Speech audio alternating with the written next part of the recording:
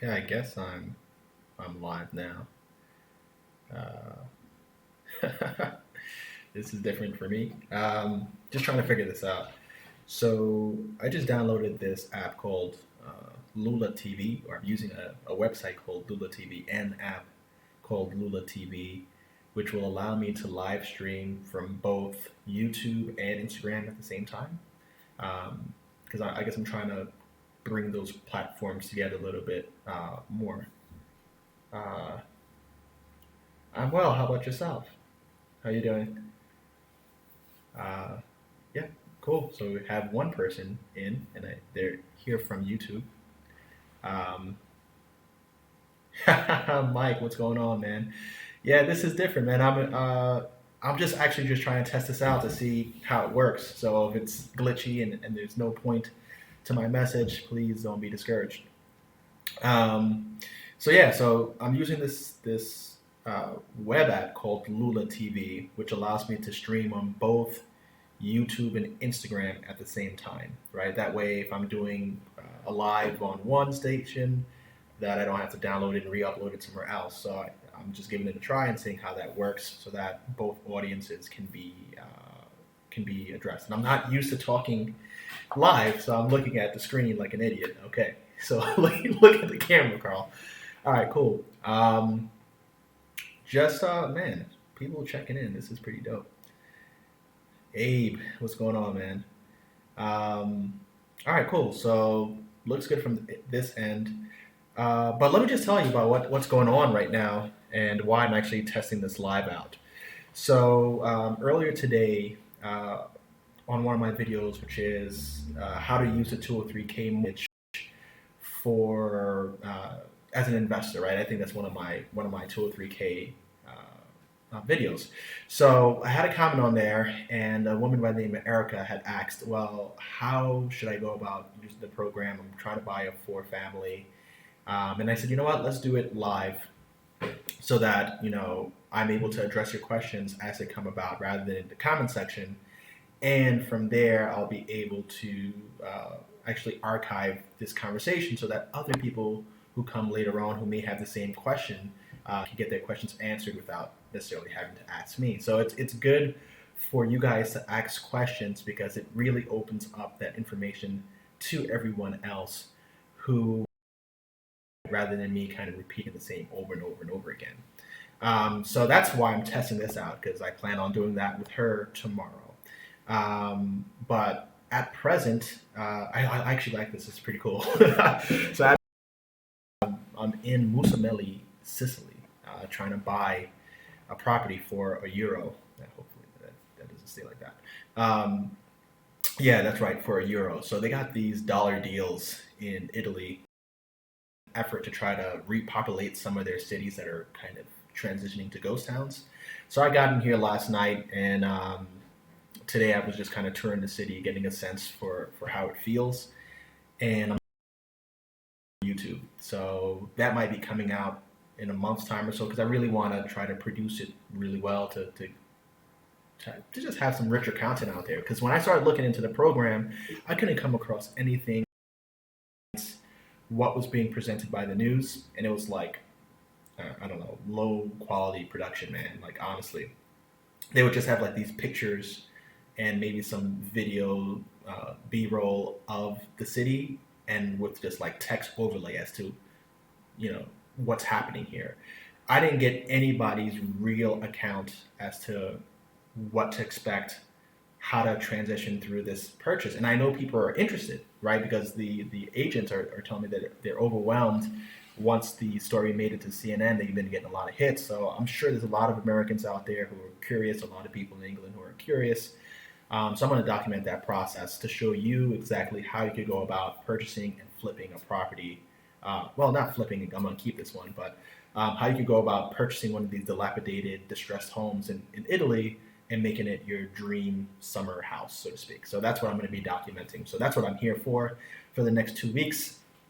And I'm just trying to, engage more on social media and try the different tools, because I don't really have that much free time where it's just me in a room by myself with nothing else to do. Um, So I'm trying to be a little more creative and share a little more. So you might see that I'm going to be live or posting quite frequently while I'm doing this. It's just me testing things out and trying to improve what I have going on here. Um, and that's pretty much it. Let me see if there's anything else of substance to say here. Um, well, that's pretty much it. If anybody has any questions, I'm trying to see how this works here. I see people on both, and Joel just joined. What's going on, man? How you been? Um, I see like who comes from what platform, which is kind of cool. Uh, my wife and baby mama's on here. Hello, Laura. Um, so she's here from Instagram. Jiggy's here from Instagram. Mike Mojo Grip is here from YouTube. Abe is here from YouTube as well. So it's actually streaming to whatever platform it's supposed to be streaming to. Edgar just stepped in. What's going on, man? Jesus, this thing. All right.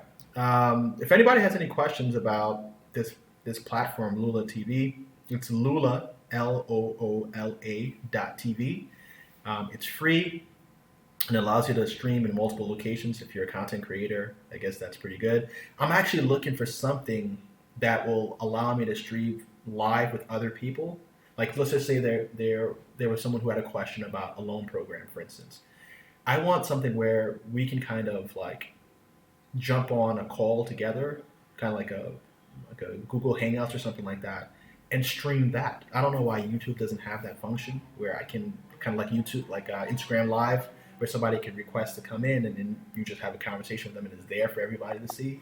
That would be cool if they set it up like side by side. That way I could answer people's questions like, how do I go about getting a contractor? How do I go about finding the right loan officer? How do I go about doing whatever it is, right? So I think that would be a pretty cool application or even feature for YouTube to add.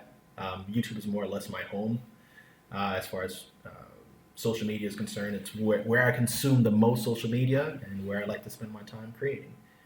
Um, but if anybody has like an app that they know of that works in that way, where I can just do it real time, I don't want to spend too much time setting up. Literally, just hop on, connect with whoever is going to be having the live with me, and then it streams out to both of those networks. That would be a cool app to create or have access to.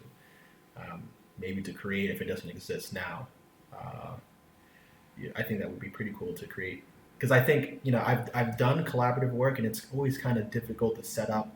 I like how Instagram is set up where you just come live and people can request and then you just click it and then that person's there. If YouTube had that same functionality, great. If I could create a Chrome extension that did that, I think that'd be pretty pretty cool. If it doesn't exist already, but if it does, then please somebody share it with me. Um, Let me see if anybody has screen screenshotting. That's an app, Jiggy.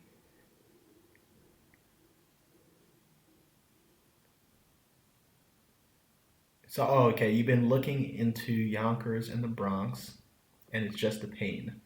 Um, what's the pain point there? Just getting out there and trying to find the right property, or what are you having a hard time with?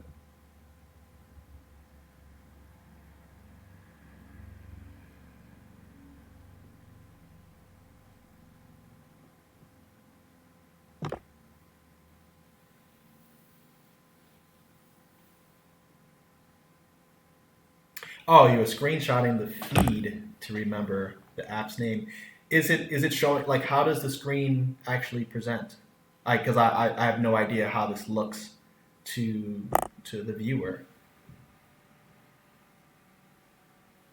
Oh man, of course. Right now things are crazy. Like what Jiggy said is that people are asking about the price, or people are asking for prices that are just way too high. And it's like I said, I feel like it's the end of this cycle. Um, and at the end of cycles, prices just start getting stupid. And unfortunately, the general public gets comfortable financially later into the cycle. Like they get their debt paid down, they got some savings, When the general public gets to a good position to be buying, that's usually the high point of the market where the savvier investors and the better capitalized investors are cashing out. So buying right now is going to be pretty tricky. I'm having a hard time finding good inventory as well. I'm even looking to just start doing ground up construction because for flips, I'm starting to stretch into things that I don't want to stretch into, and it's almost making more sense that if I'm able to build new inventory, which people tend to like more, and get the same numbers that I'm getting out of these flips, great. And I'm not competing with the same audience because there's less people who are looking to do ground up construction than they are looking to do flips at this point. So it's less competition, and I could see the same numbers. So, it's just a longer play. Um, but I think the inventory is getting pretty thin, and the prices are just pretty stupid.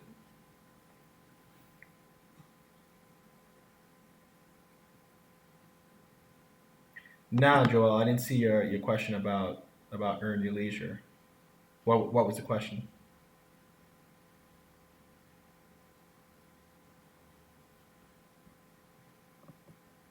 I think that's Joel, right? It looks like I can't tell from the avatar, but I think that's Joel. Red 86. Did you see my question above about earn your leisure? Nah, that's not showing up on my feed here. What was the question?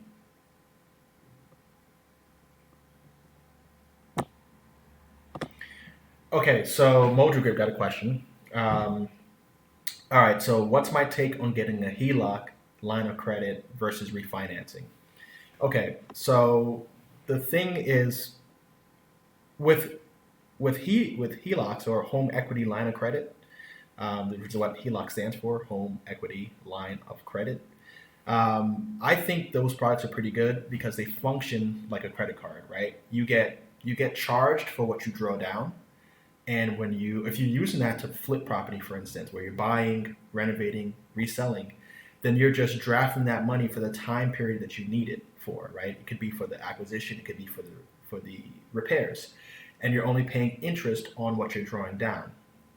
And it kind of you can dip back and forth into that however you need it, right? With a refinance and you're cashing out, right, for whatever you're going to be using that cash for, you're now into a fixed program, right? So I think it only makes sense to use a refinance if you're going to be like financing some sort of long-term item, maybe like an airplane, right? You might refinance on the air to get to purchase the airplane because the interest rates are really low on a home refi. You have this property sitting around and you're looking to buy a new airplane. You're not looking to deal with those lenders, which are even more difficult than home lenders, um, to make that purchase. So it really depends on what your use of the funds are. If I was going to be using the money for a short term hustle, whether it's flipping real estate, getting Uber cars on the road, is something that's going to cash flow immediately, I'd probably use a home equity line of credit.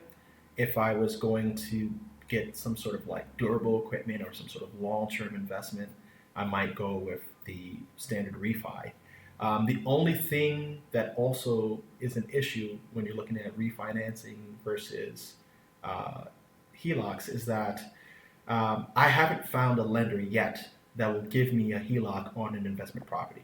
They're expecting that to be your primary home. Actually, my partner Emmanuel, he has an all-in-one mortgage HELOC, so that he could stretch up and down within his mortgage, and use it like a HELOC, right? So it took out his first position mortgage, and now this HELOC instrument is his mortgage. So as he pays on his mortgage, his payment adjusts, and then he has availability, or he has access to that available equity, which I thought was a pretty cool program. But it's only allowed on your primary home. I haven't found a lender that will lend on an investment property and give me a line of credit. That's always been a refinance, a cash out refinance, and they're lending up to like 75%, 80% if you have an established history with them, and it kind of fits their criteria. But it's usually 75% or even lower. You can sometimes they'll give you 65% if they don't like the neighborhood or something along those lines. But I hope that answered your question. Okay, so now the question from Red86 is: Are you going to be on the Earn Your Leisure podcast with Rashad Bilal and Troy soon?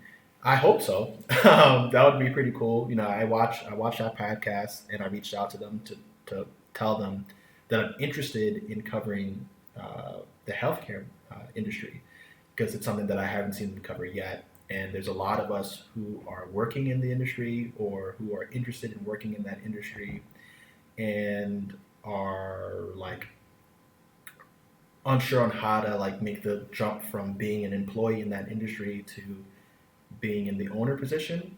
And there's a lot of us who are maybe not working in the industry but see the opportunity, right? I know Mike and I spoke about this not so long ago. His father's work has been working in home care from the finance standpoint, and he wasn't quite clear on that, and they were just talking, and it was like, well, it's a pretty lucrative business if done right. So I hope they'll put me on fairly soon. They're putting on a lot more content. I'm actually going to be going out to Philly in the middle of March, just to kind of firm that up and see how they want to go about it.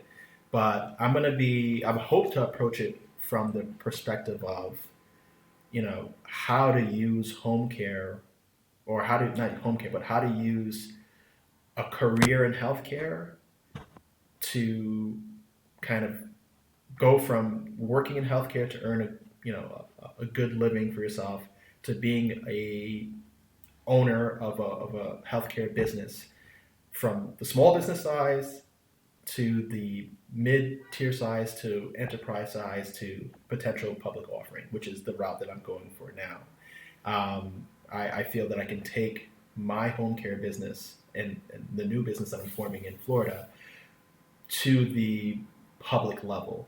And I want to kind of document that. And I kind of want to show that, hey, you know what, there's a path for people who are just looking for employment. There's a path for people who want that independence of having their own small business. There's a path for people who want to get into that multi-million dollar range. And then there's a path for, the enterprise level, national level, and how to navigate and how to position yourself for each one of those. Because I don't think there's anybody that I know who has the experience to kind of see all the paths, or has worked all those paths. I haven't taken a company public yet, but I've definitely gotten to the mid-tier size with 400 plus employees. So I know what that's like. I know what it's like to work in healthcare. I know what it's like to start a small family-run home care business or even a staffing agency. So I know what that's like. And this new venture for me is going to be the one that takes me to either a major acquisition or public offering. I hope that answers it. If you could reach out to them and say, hey, I'm looking forward to this dude Carl being on, or then please, or whatever you can do to kind of push that further along would be great. But I think that's going to be a pretty cool, cool, cool podcast because I have a lot of experience in a lot of different areas, and I spent 3 or 4 years being a stock trader, and that really opened my. And at the same time, I was launching a fashion social network, so my eyes and ears were open to how do you go from the concept of an application to being bought out for $1 billion like Instagram was, or how do you go from Facebook to public offering, right? All of these things happened as I was trading. So, I saw, wow, what SodaStream go absolutely nuts. I seen GMCR go nuts while I was trading. Netflix as well. It's like, how do you go from this product to a multi-billion dollar market cap?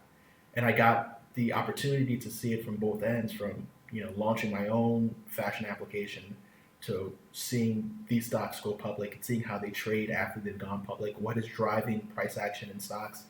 So I think if I'm able to tell that full story on that podcast, it's really going to open the minds of a lot of people, right? Of all demographics, right? And all different levels of experience in business. So hopefully, sooner than later I get on there. Maybe April. All right, Mike, take it easy, man. Thanks for joining in. And well, I think that's it, man. I don't think there's any other questions here. But tomorrow around 10 a.m. Is the time that we have slated out.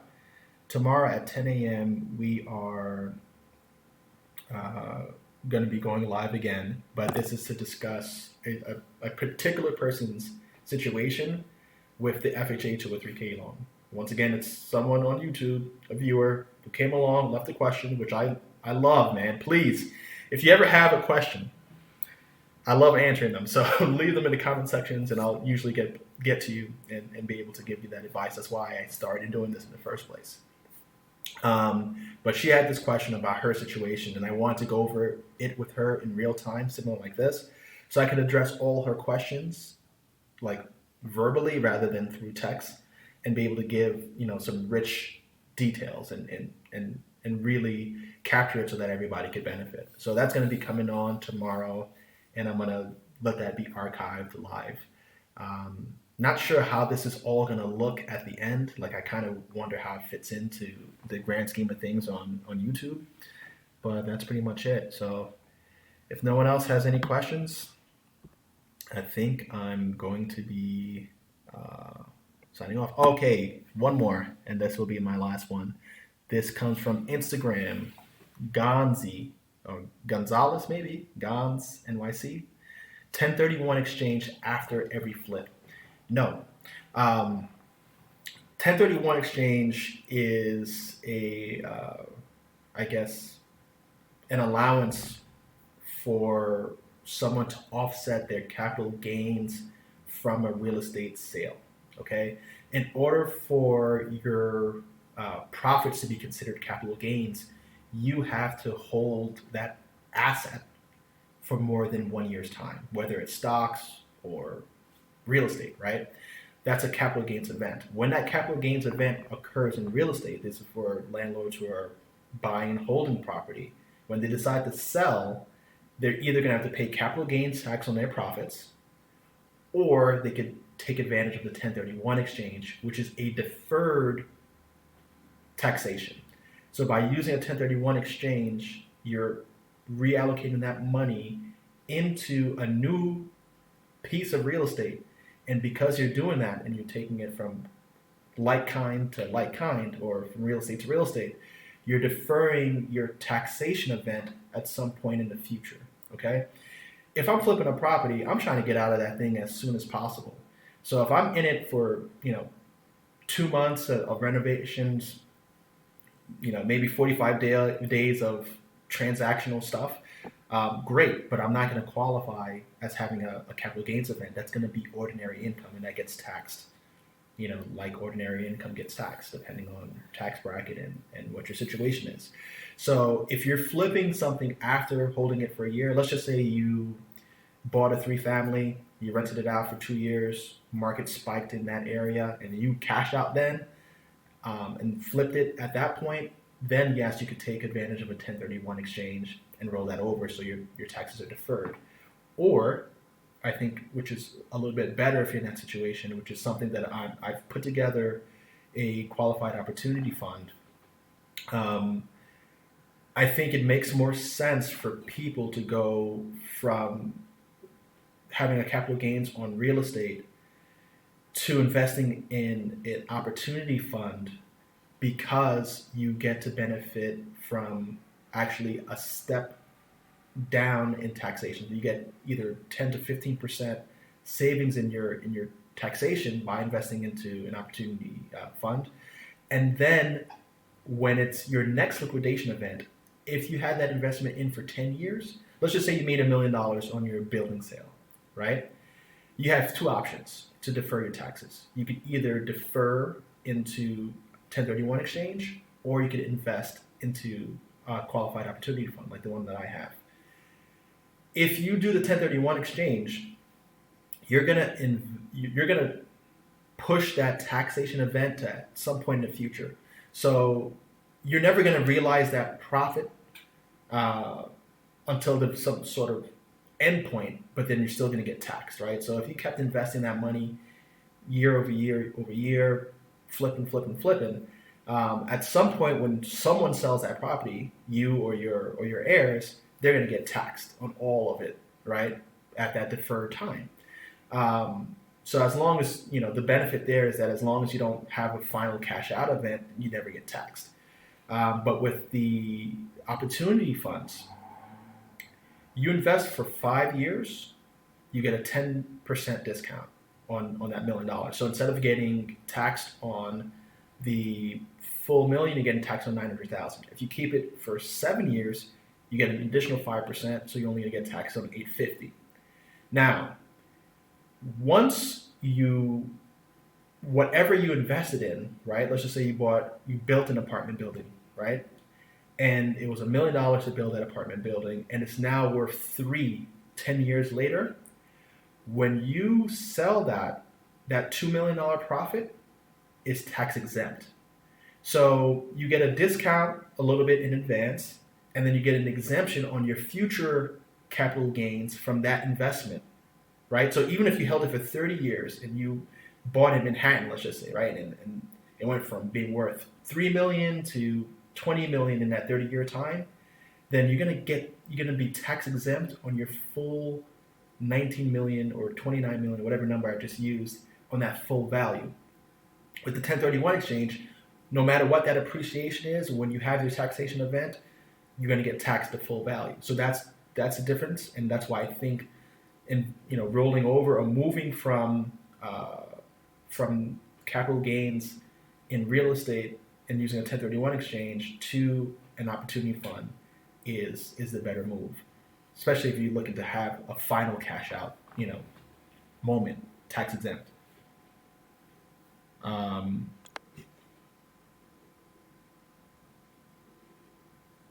I'd like more in on your opportunity fund. Okay, so yeah, I haven't started to raise money for that fund because I was looking to have a pretty sizable capital gains event last year that got delayed.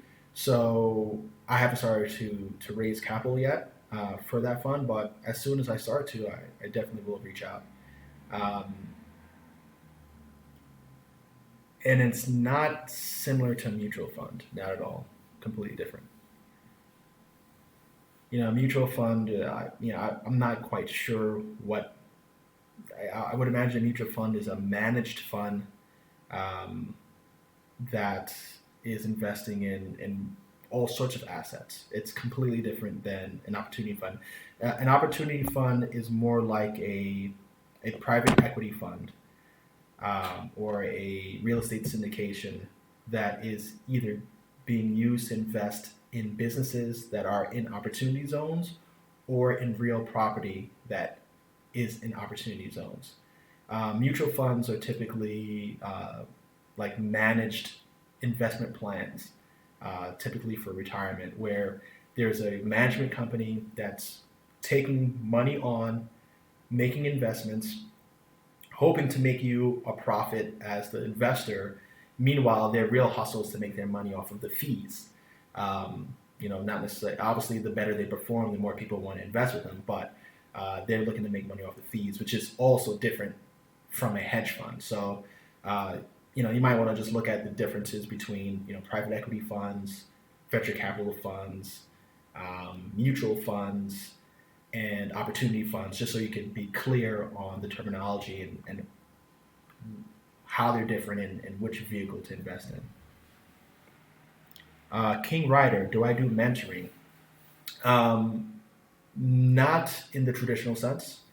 Um, you know, this morning I was calculating. This is kind of funny, but this morning I was calculating like how much is an hour of my time worth, and what I did was I just looked at what is my annual revenue, and uh, you know, divided it by the amount of hours in your traditional work year, and also by the total amount of hours within a year, right? Because my business tends to make money 24 hours a day, but I only work, your typical, not 40 hour, more like 60 hours a week, but um, I work a longer work week, right? So I was like, well, how much is one of my hours worth? And it came out to about $6,000.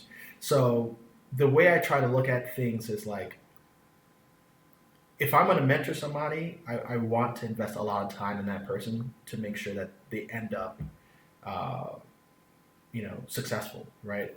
But I don't want to spend my time mentoring someone else when my time is worth $6,000 an hour, because I could be spending that time to expand my business. I could be, that hour of time could have been me visiting a new property that produces a 50 grand profit for me, right? Me buying another property and just kind of feeding it into my system.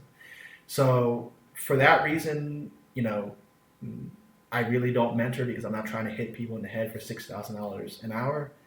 And I don't have the time to really mentor people the way that I would like. But what I am creating, and if you have the time to check this out now, go to entplife.com. I'm creating an educational system, which is called Killing the American Dream. It's focused on teaching people how to invest in single family to multifamily real estate. And by single family, I mean 1 to 4 units, right? So I'm teaching you how to invest in 1 to 4 units, and I have a mentoring option there, but that's more of an earn and learn program where you invest alongside of me, and as a result, get direct mentoring and direct coaching, because I'm going to be investing anyway, right? So the I don't charge for the mentoring, um, but it's only meant for people who are ready and willing to put their money up, because that way I know that they're serious. And at the same time, it helps me raise capital a little more efficiently while giving back at the same time, right? So if people are interested in investing in projects alongside me, then I am equally interested in coaching them through the process, right? They're investors, they need to have that level of access. And it's only for people who are taking my course. So I'll take on the investor capital. It gets placed into an escrow account until we purchase an asset. You have to complete the course and be fully competent of what's going on. So I'm not saying the same things a million times. And then in that moment, you're seeing the full cycle, the purchase, the closing, the estimates for renovations, the execution of renovations, the execution of a sale. You get recapitalized, you've made money, I've made money. It's not just pay to play sort of situation. It's truly for people who are ready to invest and need some guidance. So that's where I will go on the mentoring side. And it's because I really don't want to lose time and distract myself. I do a lot as it is for myself. I lose time with my family, and I lose time from focusing on my business and trying to show other people the way. And I'm starting to be, which, you know, unfortunately, I'm starting to be more concerned with me. Um, so I can't just give that level of attention that I would want to give. So I don't do traditional mentoring. But that's why I have the YouTube channel. That's why I have these chats. It's so that I can try to reach as many people at the same time, maybe inspire them, maybe give them the advice that they need, so that I'm not like kind of like funneling my time in just on one person. I think right now the person I'm trying to mentor is my daughter. Spend any time coaching somebody and really developing them, it's gonna be my children. So if not, then it's gonna be my investors and people that are like in my life like that. But honestly, I think I give a lot of value on the channel, and so you'll definitely learn a lot, especially if you're following things in order. And then always ask your questions. You know what I mean? Like, I'm gonna try to answer them. So ask your question, and that's gonna be as close to mentoring as we could get, aside from like literally having weekly meetings, me looking over your financials. I can't. I just can't do that. But yeah, so if you are interested, I just saw that you wrote that. Just go to entplife.com. There's a pre-registration, and just pre-register. And when we're ready to go live with that, which I hope is within the next 5 days, you can check that out, and we take it from there. Oh, La Magique in the building. What's going on, man? Yeah, I'm just testing this thing out. Jesus, I'm just testing this thing out. Doing more of these lives. One Sun 03 over here is one of my best friends and fraternity brother. He's actually looking to get down on Airbnb rentals. So that's something that I recently started, and I think it's a good side hustle. So I'm documenting that on the channel as well, showing you how to make a little more money. So hopefully he takes me up on that and gets himself a few units so he can have some more travel time. He's one of my traveling buddies, so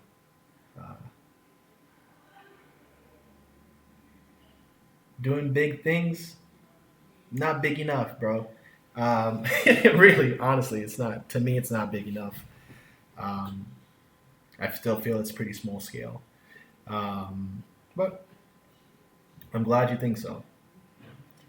Other than that, let me see what else is there. Another housekeeping items. I am signing out of here now because I actually have a business call in 30 minutes. So I just need to prep for that. And that's it, man. Thank you for joining me here at ENTP Life. One more question, and I'm out. The Deanie Weenie. Good. What sources would you suggest for someone who's interested in starting a home health agency? Um, I don't know what you've done, that you've heard that you can. But,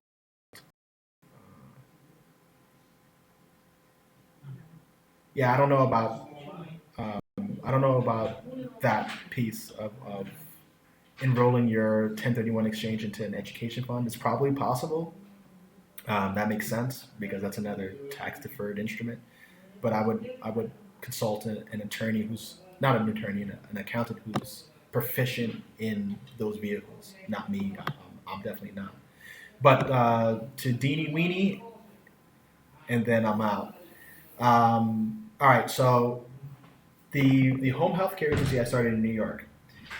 That process I did with my mother, and it took us years, man, because we had to do our policy and procedures from scratch, typing things out, her getting documents because she was working in home health as a nurse, as her side, one of her side gigs.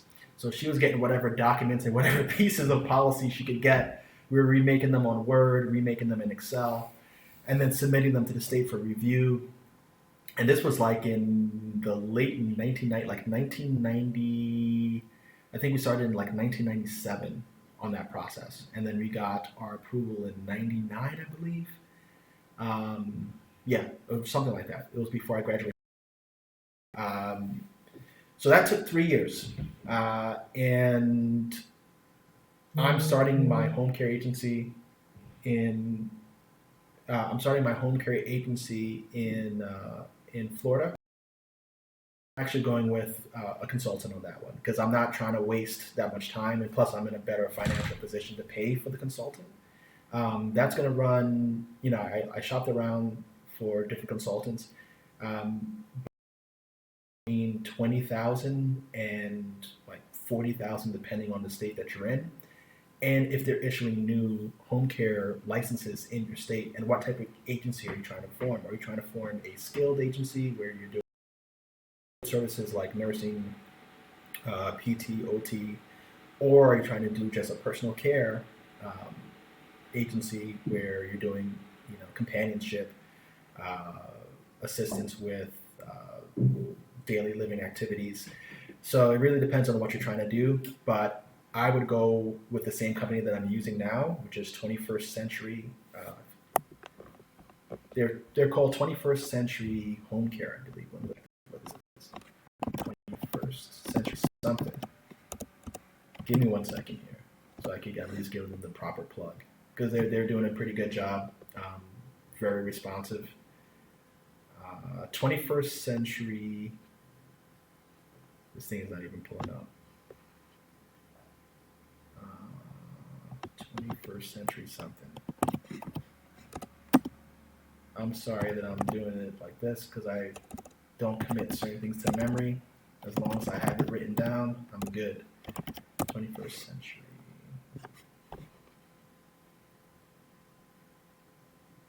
I think it's 21st Century Home Healthcare, because 21st Century Consultants.com is who I'm using to set up my agency in Florida. And they're doing my policy and procedures, they're doing my application, they're put me in contact with someone to do my budgeting forecast, a bunch of different things. They also do like a boot camp on coaching you on how to manage your home care business on the state. Now, New York is a lot different than Florida. Like, for instance, in New York, I have a LHCSA, a licensed home health care, licensed home care service agency, LHCSA.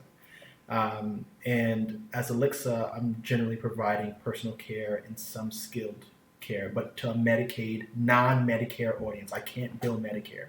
I can bill private insurance, I can bill Medicaid, long-term care, but I cannot bill Medicare.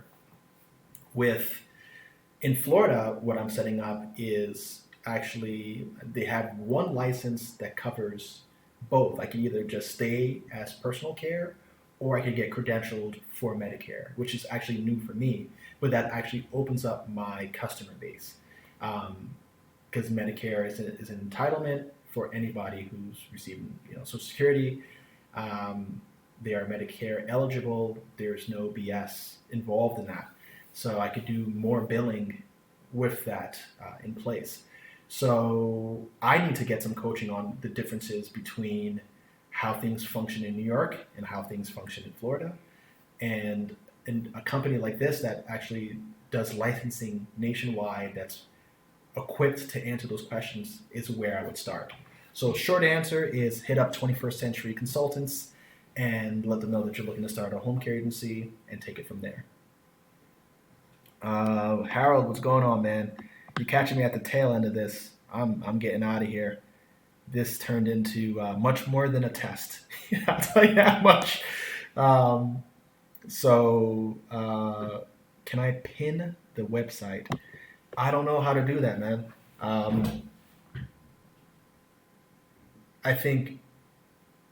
don't know how to do it, honestly.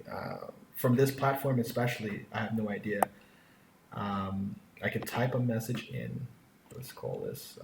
So my website, and Harold, who just joined, Harold, he is actually partnering up with me in that venture. We discussed it at length. He has a similar program that he's working on. So we're working together for his audience and my audience. So he's well aware of what we're doing with Killing the American Dream at ENTP Life. So if you want to pre-register for that, that's www.entplife.com, which I just posted to this. I don't know where it goes from here. And then for the home care company, I believe they are www.21stcenturyconsultants.com. So for anybody who's interested in that, to check them out. And that goes out to that feed. So you could use that, and that's it, man. But for all of you guys who've come in to check this out, this is, I think, my first live on YouTube, and maybe my second live on Instagram. And I kind of like it. So I'll be doing more of these as time permits. I'm not going to commit to any kind of schedule because I don't really like schedules. And that's it, man. Thank you for joining me. Look out for this video series when it drops, man. I'm excited about this one, the dollar home in Sicily. I think it's going to be a pretty nice video. informative and at least pretty to look at.